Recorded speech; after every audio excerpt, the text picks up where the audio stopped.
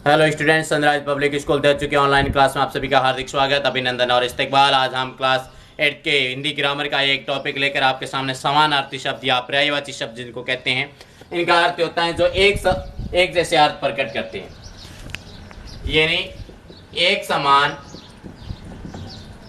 अर्थ प्रकट करने वाले शब्द। एक समान अर्थ प्रकट करने वाले शब्द समानार्थी शब्द कहलाते हैं। समानार्थी या पर्यायवाची शब्द कहलाते हैं।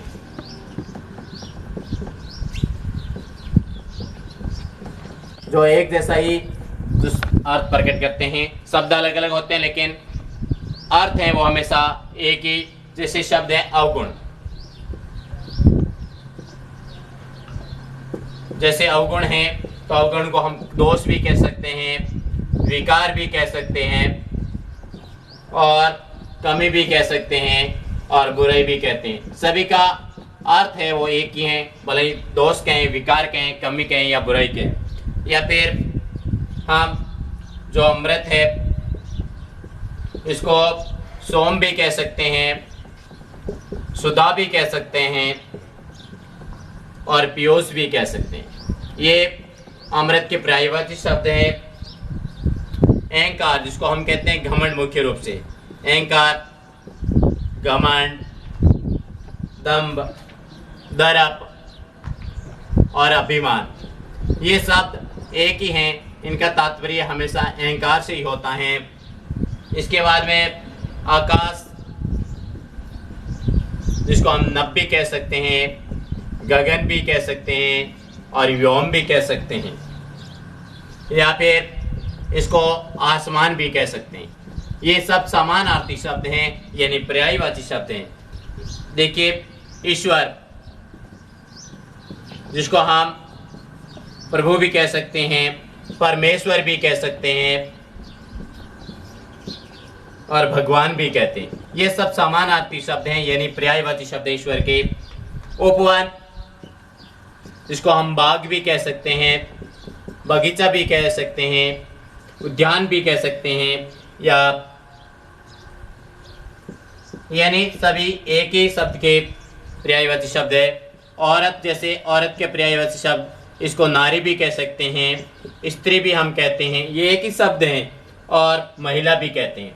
यानी सब समानार्थी शब्द हैं, इनका तात्पर्य एक ही है, सबका अर्थ एक ही निकलता है। गंगा, जिसको हम सूरसरी भी कह सकते हैं, भागीरथी भी कहते हैं, क्योंकि ये भागीरथ के अथक प्रयासों से लाई गई थी। भागीरथी इसलिए इसका नाम पड़ा है। भागीरथी भी कहते हैं, और सूर नदी भी कहते हैं, या इसको देव नदी भी कहते हैं।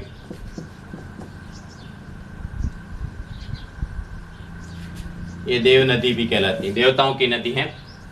इसके अलावा देवता को हम सूर भी कहते हैं, अमर भी कहते हैं, और क्योंकि देवता कभी मरते नहीं इसलिए अमर हैं। और इसके बाद में पथ, जिसको हम रास्ता भी कहते हैं, मार्ग भी कहते हैं।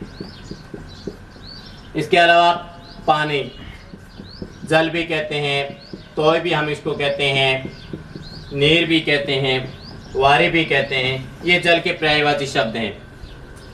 घोड़े के लिए अश्व, जिसको हम कहते हैं घोड़ा भी कहते हैं, तुरंग भी कहते हैं, और इसको हम हय भी कहते हैं।